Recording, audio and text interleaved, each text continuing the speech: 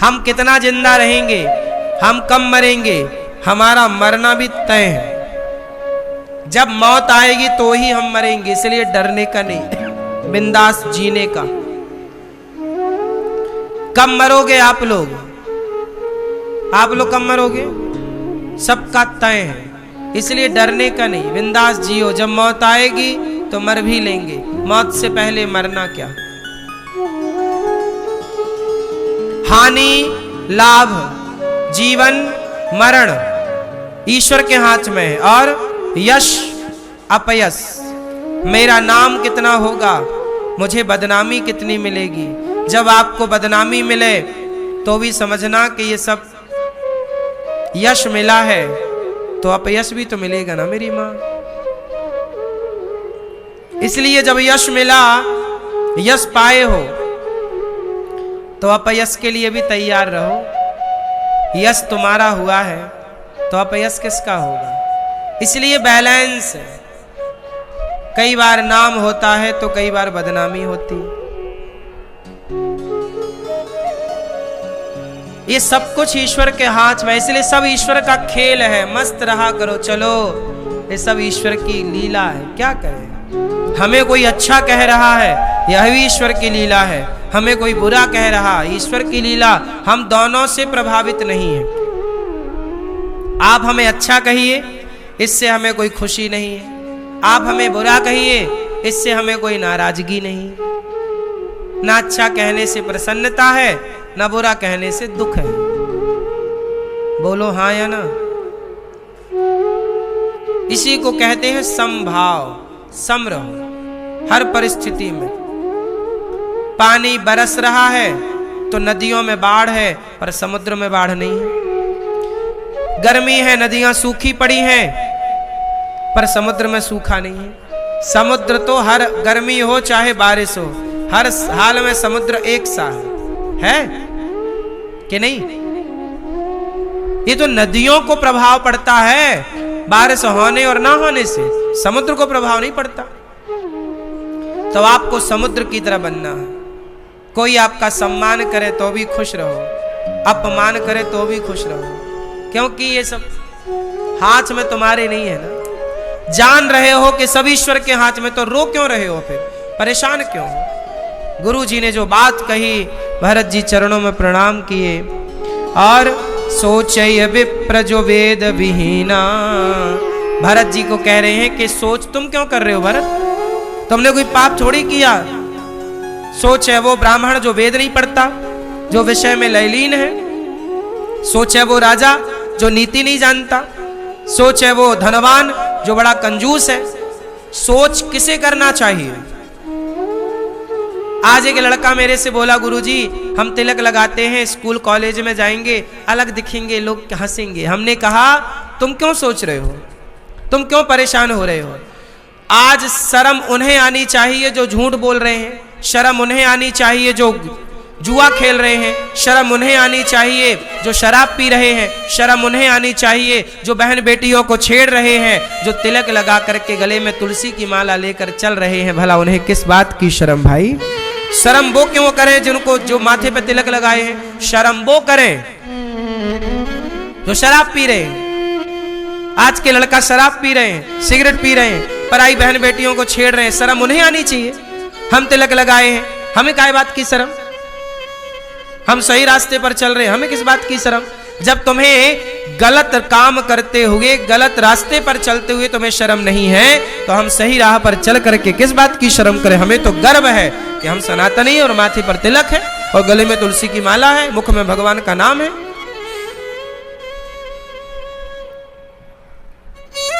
भरत जी ने दशरथ जी का अंतिम संस्कार किया। 13वीं इत्यादि जो पूरा एक पुत्र का कर्तव्य है, भरत जी ने सब कुछ किया। अब भरत जी सभा लगी, और सभा जब लगी ना मेरी माँ, तो सभा में निर्णय लिया गया कि भरत, अब गुरु वशिष्ठ जी आए। अब कैकेयी माँ को समझ आ गया कि मेरे से बड़ी गलती हो, क्योंकि भरत ने तो अब देखना छोड़ दिया ना। जिस भरत के लिए पूरा प्रपंच रचा कैकेयी ने, वो तो उल्टा पड़ गया। अब तो भरत मां कहना छोड़ दिए। है ना। इसलिए कहता हूं हर जगह बेटा ही गलत नहीं होता, कई जगह माँ भी गलत होती है, कई जगह माँ बाप भी गलत होते हैं। हर बार पर, हर जगह, हर बात पर कई बार बेटे ही गलत हों ऐसा नहीं। बताओ भरत और कैकेयी में गलत कौन है, भरत की कैकेयी? बोलो, कैकेयी गलत है, कैकेयी ने गलती की है। पर भरत के मन में कपट नहीं, कैकेयी के मन में कपट है, पर भरत जी के मन में कपट। कई बार बच्चे की गलती नहीं होती, माँ गलत होती है, कई बार पिता गलत होता, कई अलग अलग केस। सभा लगी, गुरुजी आए, सुमंत्री जी आए, सभा आई, मंत्री संतरी आए, प्रजा आई, पूरी अयोध्या के लोग इकट्ठे हुए कि चलो अब भरत राजा बने। कौशल्या, सुमित्रा, कैकेयी तीनों बैठी हैं, कैकेयी माता का सिर नीचे है। गुरुजी कह रहे हैं भरत सभा लगी है, अयोध्या की प्रजा खड़ी है, सेना यहां पर खड़ी है, मंत्री संतरी यहां पर खड़े हैं। तुम्हारे पिता की अंतिम इच्छा थी कि बड़े भैया वनवास जाएं, तो राम वनवास चले गए। भैया भरत, पिता का दूसरा वचन था, तुम्हारी मां ने दूसरा वरदान मांगा था कि मेरा बेटा राजा बने। तो भरत, तुम्हारे पिता की इच्छा जब तुम्हारे बड़े भैया ने पूरी की वनवास जाकर, तो तुम भी राजा बनकर अपने पिता की इच्छा पूरी करो और अयोध्या की सत्ता संभालो, क्योंकि अयोध्या में अब कोई राजा नहीं है। ये बिना राजा के अयोध्या कैसे चलेगी? आप राजा बन जाओ। तब गुरुजी की बात सुनकर के भरत जी बोले, गुरुजी की बात सुनकर सबने कहा हाँ हाँ भरत राजा बने, भरत राजा बने, क्योंकि दशरथ जी की यही इच्छा थी। कौन विरोध कर सकता है बताओ ना? भरत जी का विरोध कौन कर सकता है? कोई नहीं। पर भरत जी ने कहा, भरत जी ने कहा गुरु जी को, गुरु जी आपके पांव छूकर, चरण छूकर के प्रार्थना करना चाहता हूं। हाँ भरत कहो। गुरु जी यदि मैं राजा बना, भरत जी बोले, गुरु जी यदि मैं राजा बना तो ये पृथ्वी रसातल में चली जाएगी। वशिष्ठ जी बोले क्यों? इस धरती पर रावण जैसा पापी है, उसके पाप से पृथ्वी रसातल में नहीं गई। हिरण्याक्ष, हिरण्यकश्यपु जैसे पापी भय, उनके पाप से पृथ्वी रसातल पर नहीं गई। भरत, तुम्हारे राजा बन जाने से पृथ्वी रसातल में कैसे चली जाएगी? तब भरत जी ने कहा कि गुरुजी आप बताओ कि पृथ्वी को उम्मीद किससे है? धर्म की। क्या धरती को धर्म की उम्मीद रावण, कुंभकर्ण, हिरण्याक्ष, हिरण्यकश्यपु से है? बोलो। इस धरती को भी धर्म की उम्मीद हम रघुकुल के वंशज भरत जैसे हम लोगों पर ही तो पृथ्वी का धर्म टिका है, और हम ही अपने भाई को वनवास भेजकर भाई की संपत्ति पर कब्जा करके राजा बन जाएं, तो पृथ्वी भला किसके धर्म से टिकी रहेगी? भाई गुरुजी, हम जैसा भाई अपने भाई को वनवास भेजकर उसकी संपत्ति हड़प लें, आप बताइए धर्म के अकॉर्डिंग तो इसके राजा राम है ना अयोध्या के। पिता ने यही तो घोषणा की थी कि राम राजा बनेंगे, वो तो मेरी मां ने षड्यंत्र खेल लिया। तो बताओ धर्म के अनुसार अयोध्या का राजा कौन बनेगा? राम। मेरी मां ने तो षड्यंत्र के तहत मुझे राजा बनाना चाहा था। तो गुरुजी क्या षड्यंत्र जीत जाएगा?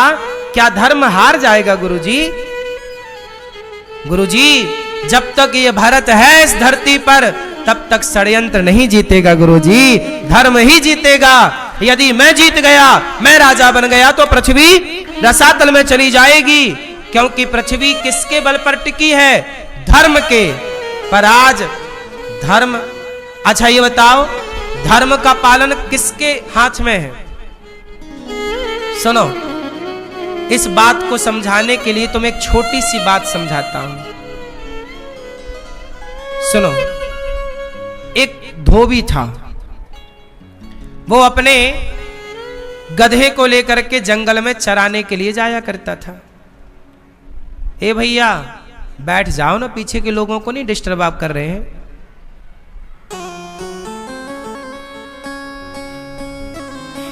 ये सोचा करो कि जो आप कथा में डिस्टरबेंस पैदा करते हैं क्या वो धर्म है, ये भी सोचना चाहिए।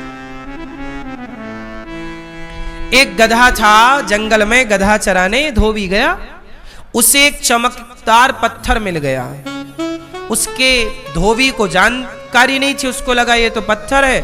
उसने गले पर टांग दिया गधे के, और गधे को साबुन लगा के बढ़िया रोज उस पत्थर से घिसता। एक दिन वहां से जौहरी निकला। जौहरी ने देखा कि ये तो करोड़ों का हीरा है, पर टंगा कहां है? गधे के गले में। तो जौहरी ने कहा कि यदि मैं कह दूंगा कि ये हीरा है तो अभी धोबी भाव खाएगा। तो जौहरी ने धोबी से कहा, कहो धोबी ये पत्थर बेचोगे? धोबी बोला, पत्थर क्या बेचना, तुम्हें जरूरत है तो ले लो, हम तो जंगल से और उठा लाएंगे, ऐसे बहुत पड़े। जौहरी बोला, मैं 5 रुपए दूंगा। धोबी को लगा पत्थर के 5 रुपए दे रहा, ठीक है ले जा, ले ले। धोबी बोला मैं दूसरा। अच्छा, धोबी को क्या पता, बेचारा भोला भाला, उसे लगा पत्थर है, ये तो पागल है, 5 रुपया दे रहा है। 5 रुपए लिए धोबी ने और जंगल चला गया। अब हीरा आया जौहरी के हाथ में। जैसे ही जौहरी के हाथ में आया, हीरा टूट करके टुकड़े टुकड़े हो गया। जौहरी बोला, वाह रे हीरा, अभी तो गधे के गले में लटक रहा था तब टूटा नहीं, और मुझे जौहरी के पास आया तो टूट कर टुकड़े टुकड़े हो गया। तब उस टूटे हुए हीरे से आवाज आई कि जौहरी, उस धोबी को तो पता ही नहीं था कि मेरी कीमत क्या है। मैं खुश था उस गधे के गले में, क्योंकि वो मेरी कीमत जानते ही नहीं थे। मैं खुश था, लेकिन तू तो जानता था ना कि मेरी कीमत करोड़ों की है, फिर भी तूने मेरी कीमत केवल 5 रुपए आंकी। जब तुम जैसे जानकार भी मेरी कीमत इस तरह से लगाएंगे, अज्ञानी मेरी कदर ना करे तो चलता है, पर जौहरी भी मेरी कदर ना करे तो मैं टूट कर तो टुकड़े टुकड़े ही हो जाऊंगा ना। ये बात भरत जी के प्रसंग में कही गई कि रावण, कुंभकर्ण, हिरण्याक्ष, हिरण्यकश्यपु, क्या इन लोगों से धर्म की उम्मीद है? क्या इन लोगों से ये कहा जाएगा कि भैया तुम सच बोलना, तुम धर्म पर चलना? क्या ये लोग धर्म पर चले हैं? उत्तर दो। क्या रावण धर्म पर चला है? क्या सीता मैया को चुराना धर्म है? पराई स्त्री को उठा लेना धर्म है? अब बताओ, रावण का तो काम ही अधर्म करना था। हिरण्याक्ष, हिरण्यकश्यपु का तो काम ही अधर्म करना था। अरे इन अधर्म करने वालों से कोई धर्म की उम्मीद थोड़ी थी, पर धर्म की उम्मीद किससे है? भरत जी जैसे लोगों से। धर्म की उम्मीद किससे है? भरत जी जैसे लोगों से। और भरत जी कह रहे हैं कि गुरुजी, मैंने भी अपना धर्म छोड़ दिया, मैं भी अपने भाई की संपत्ति पर कब्जा कर लूंगा, तो पृथ्वी फिर किस से धर्म की उम्मीद करेगी? इसलिए कोई तो इस धरती पर धर्मात्मा रहे। तो ये धरती रावण, कुंभकर्ण जैसों के बल पर नहीं, भैया भरत जैसे धर्मात्माओं के बल पर टिकी हुई है। इसलिए कह रहे हैं कि मैं यदि राजा बन जाऊंगा तो पृथ्वी रसातल में चली जाएगी। कितनी बड़ी बात है, आप शायद ये बात समझ भी ना पाए हो, जो बात भरत जी ने कही है।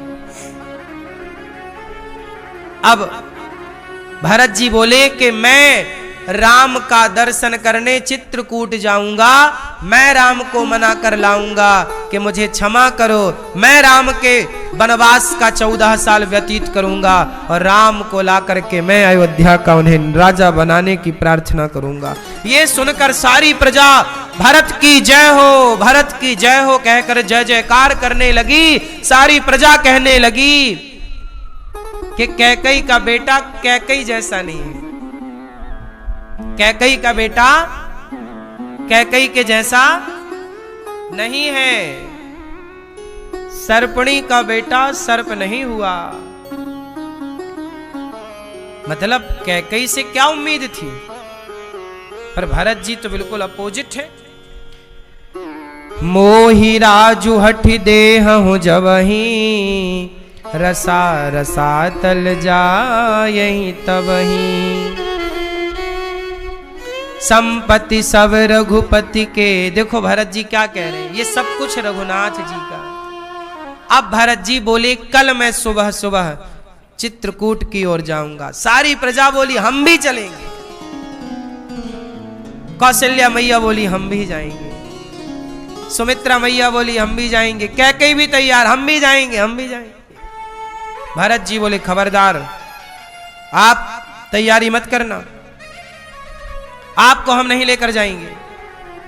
तब भरत जी बोले कैकेयी नहीं जाएंगी। तब कौशल्या मैया बोली कि यदि भरत जी, कौशल्या मैया बोली कि भरत यदि कैकेयी नहीं गई तो कौशल्या भी नहीं जाएगी। देखो जरा कौशल्या मैया कैसी मां, हर बार कैकेयी का पक्ष लेती, जबकि कैकेयी ने कितना षड्यंत्र किया।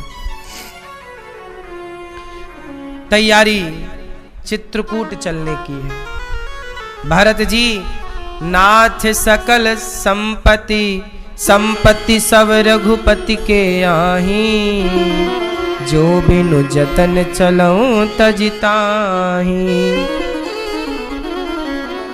अब भरत जी सब खुशी से नाच रहे हैं अयोध्या वाले के चलो अब राम जी का दर्शन होगा और राम जी से हम सब भेंट करेंगे। सब खुशी से तैयारी में लगे हैं, कल राम जी का दर्शन करने जाएंगे, कल राम जी से मिलेंगे, तैयारी में लगे हैं सब। और भरत जी केवल राम राम राम राम जप रहे हैं और भरत जी केवल रो रहे हैं। भरत जी की आंखों के आंसू सूखे नहीं। कब ये दिन ढलेगा, कब रात्रि होगी, कल सवेरा कब होगा, कब जाएंगे। राम के बिना एक क्षण भरत जी का नहीं कट रहा है। हर क्षण भरत जी राम राम जप रहे हैं, राम राम राम। सवेरा हुआ, चल पड़ी पालकियां, पालकी, रथ, घोड़ा, सेना। चारों द्वार पर भरत जी ने सेना तैयार की कि अयोध्या की सुरक्षा करना। भरत जी सवेरे चले। भरत जी जब चले ना तो भरत जी नंगे पांव चले। भरत जी बोले मेरे राम पैदल गए हैं, मैं सिर के बल चलूं तो कम है। भरत जी चल रहे हैं। अब इसके बाद भरत जी थोड़ा आगे चले, तमसा नदी के तट पर विश्राम हुआ। दूसरा गोमती तीर निवास। इस तरह से भरत जी आगे बढ़ते गए और चलते चलते भरत जी